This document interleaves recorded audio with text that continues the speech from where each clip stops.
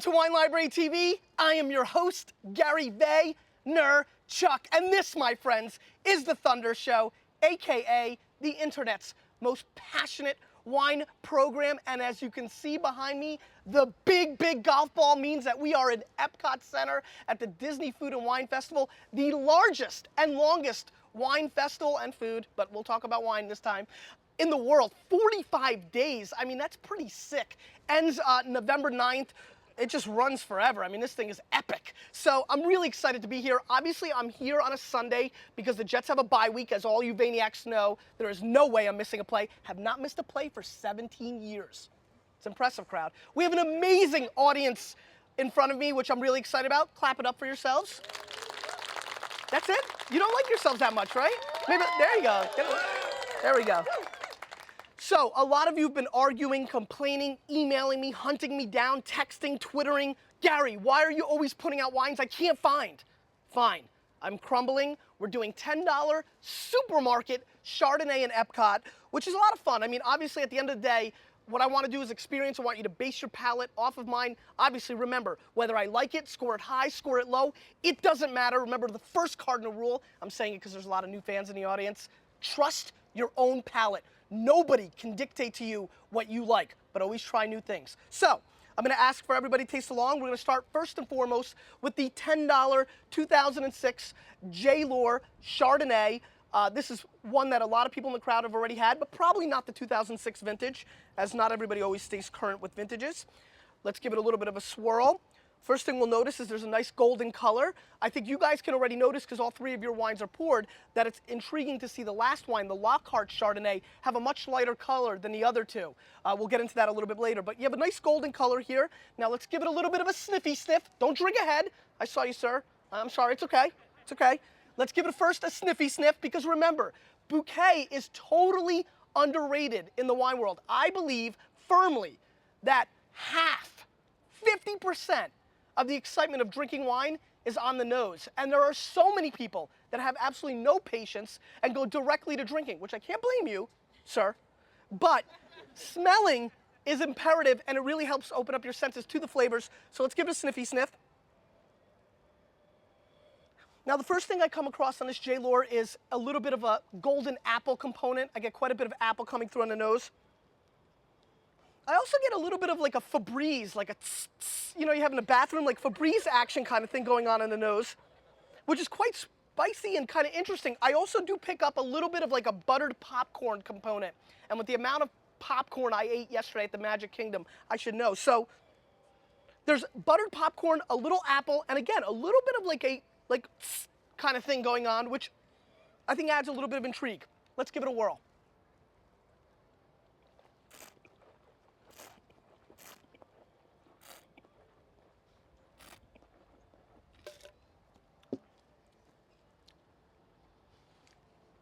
So Lohr has been putting out really good wine for a long time. There's a lot of high acidity on this wine. How many people feel the acid on the back end? Which, at some level, I'm pretty impressed with. Most Chardonnays, to me, lack the acid that you need. And if you're really into wine and food, it's really ironic. I'm gonna go on a little bit of a Riesling tangent, because I always do. You know, Riesling is really fundamentally the most interesting white wine with its high acid and goes so well with food. A lot of people think Riesling is, you know, a little foofy girly drink. Crazy, insane. Riesling is amazing. And the biggest wine nerds, when we get into the wine nerd cave, we all talk Riesling all day. So, understand that acid is extremely important and very imperative to food especially. This has some acid. Now, how many people feel the really oaky toasted almond buttery thing on the finish? I mean, it's gooey and buttery. I gotta be honest with you, I'm kind of meh about this wine. I think it's a little bit off balance with its acid and fruit. It's kind of one-dimensional. It's okay, I don't hate it. Let me give it one more shot.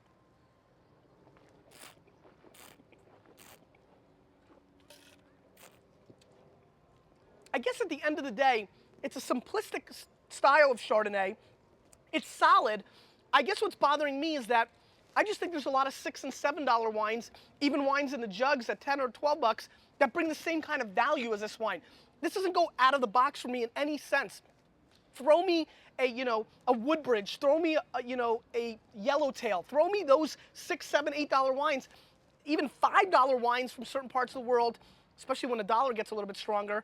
And they taste just like this. So for me, unfortunately, at the $10, $11 price point, to me this wine is a pass. I'm gonna score it 82 points, and I'm gonna really tell all the Vayniacs out there, when you see it in the aisle, spit on it. Pooey, move on.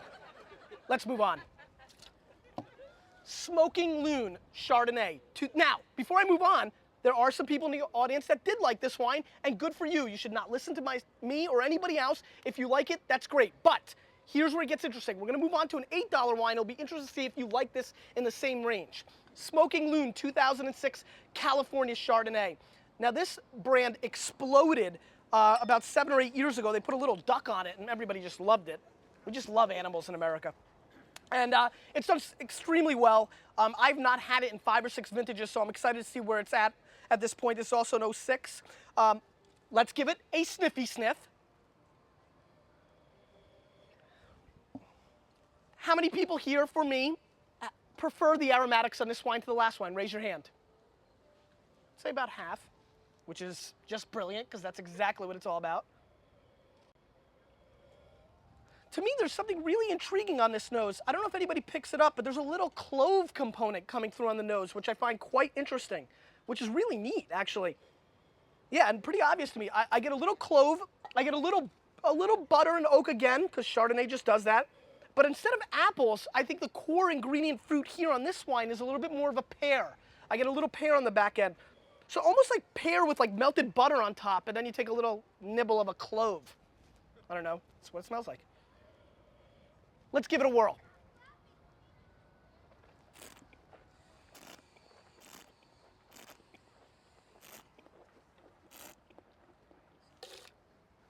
One thing to add, on the back of this label, it's got some sort of stamp that you can peel off, and it tells you what the wine is, so, or maybe you can't, it was just wet, so I ruined the bottle. I'm sorry, Smoking Loon, I apologize.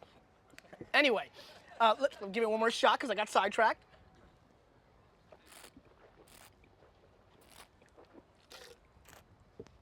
Again, heavy on the butter and the mid palate. The initial attack I thought was better on the Lohr, where I actually got flavor. On this mid palate, I get a lot more. I really don't taste anything that first second. If you still have some wine and you taste it, that front end attack is almost like non-existent, like water. But then right in the middle, you get goobs of like that oak, a little bit of that butter, a little less acid, as you can tell, right? Less acid. So again, if you're thinking about food and wine, higher acid really tends to be better for food, so keep that in mind if you were contemplating between these two, let's say in a banquet, and these are the only 2 wines you had the opportunity to use. Because otherwise we're going in a different direction. The finish is a little bit longer, a little bit leaner, and less heavy. That being said, again, solid stuff doesn't kill me. Don't love it, don't hate it. At the end of the day, I think for me, it's a little bit more Burgundian in its body and approach, though I would never want to tell anybody this is a Burgundian style Chardonnay, just a little more than the Lohr. I will say this one thing about the Smoking Loon. I do taste it longer on my finish. Do you guys notice that's a little bit longer on the mouth? So that's kind of interesting and worthwhile to mention. That being said, I'm not all about this wine either. I'm gonna score this wine 84 points. Again, I just think that there's way too many Chardonnays that are just as good as this at the $5, $6, $7 range. It's just uninspiring, I guess is what I'm looking for. It just seems textbook, right? It's a blueprint Chardonnay. And to me, you're gonna have to do a little bit more to get me excited. I'm at Epcot, come on, bring something. It's not doing that. Let's move on. Let's see what Lockhart's got. Now it's green, so I already like it 1 or 2 points more because I am a huge Jets fan. This is the Lockhart 2006 Chardonnay, a little producer from California that has been getting a lot of buzz in the restaurant scene in New York, so I thought this would be interesting to bring. Also, I think an $10, $11, $12 Chardonnay. Now, I think all of us can tell, you know, a lot of people are like, well, I'm not a wine expert. Well, you don't need to be a wine expert to notice this is a much lighter wine than the last 2, so that's interesting to take note of. Let's give it a sniffy sniff. Very nice, thank you.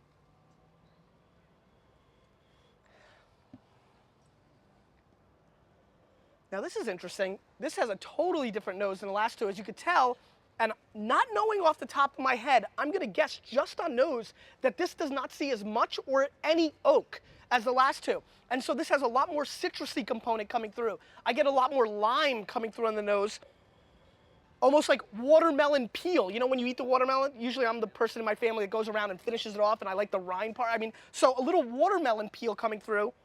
I get a little lime. It's definitely a more citrus component, less than the oak and the butter on the nose. How many people prefer this nose to the last two? Okay. Let's give it a whirl.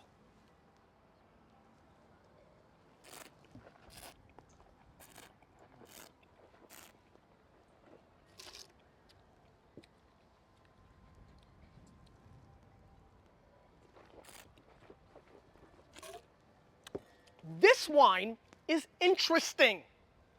Here's why. How many people recognize and realize this is lighter than the last two? You feel it in the mouth? But it's so clean. Are you guys getting, it's very clean. Now, here's where your personality kicks in. Some of you are gonna say, this is clean, crisp, oysters, I love it, I love the simplicity, but it's got a lot of flavor, it's not boring. Other people are gonna be like, this is light. I don't taste anything, I don't care. What are you talking about, Jets fan Gary, wine guy up there? I don't like it. This is a very 50-50 wine to me. How many people really like this wine? Raise your hand. About 42%. How many people hate this wine? 2, very fair. This is, how many people are like, I really don't care. It's kind of in between. Understood. At the end of the day, this is very interesting to me because this is what breaks down Chardonnay so interestingly. 3 totally different, well, first 2 were similar at some level, but this third Chardonnay is totally different. It is definitely lighter. In a blind tasting, I would almost even guess that there might be some Sauvignon Blanc in this. It's that much lighter than the normal Chardonnay. It is, however, very clean, and if you're into, let's say, drinking lemon water or things of that nature, this starts hitting your palate really interestingly. I'm not really sure for myself where I jump on this wine. This is kind of a mood wine. To me, this wine does lack a little bit of the depth that I would look for in my normal Chardonnays. However, if I was in the mood for, let's say, oysters or light fare, lobster salad, crabs, sushi, a lot of the foods that I eat, I think this has an interesting pairing opportunity. I also really enjoy the liming thing. I'm a little bit of like that lime and the coconut kind of guy. So, you know, I think at the end of the day, I think that this wine is okay. I'm not ravingly excited. You know, I'm probably gonna score this wine 87 points. You know, I've got to admit, I'm probably gonna have to jump into the pool now so the crowd doesn't crush me for giving them no great wine. But at the end of the day, for me, it's all about the experience, and I'm not gonna sit up here and make things up just to, you know, appease some great new fans. You know, I've got to call it like it is. And so at the end of the day, all 3 wines are kind of meh. And coming off of last Thursday's Chianti show where I went 0 for 3, I might be in the, you know, in the midst of a bad streak, which is very concerning. I'm gonna have to address that before the Jets play next week against the Bengals. What I'm gonna do now is go into a lot of Q&A with all the fans. In wrapping up, we're gonna have to do another Chardonnay show for all you people in Middle America and all the places. So I get all the emails, I see all the complaints. We will continue with this theme next week in trying wines that are a little bit more available, a little bit more out there. Question of the day. I need some comments. I'm gonna need your help. Why don't you go on WineLibrary.com and tell me which Chardonnays in the $10 to $12 range I should taste on the next show. Because you, with a little bit of me and amazing new friends that are out here, we're changing the wine world, whether they like it or not. Thank you.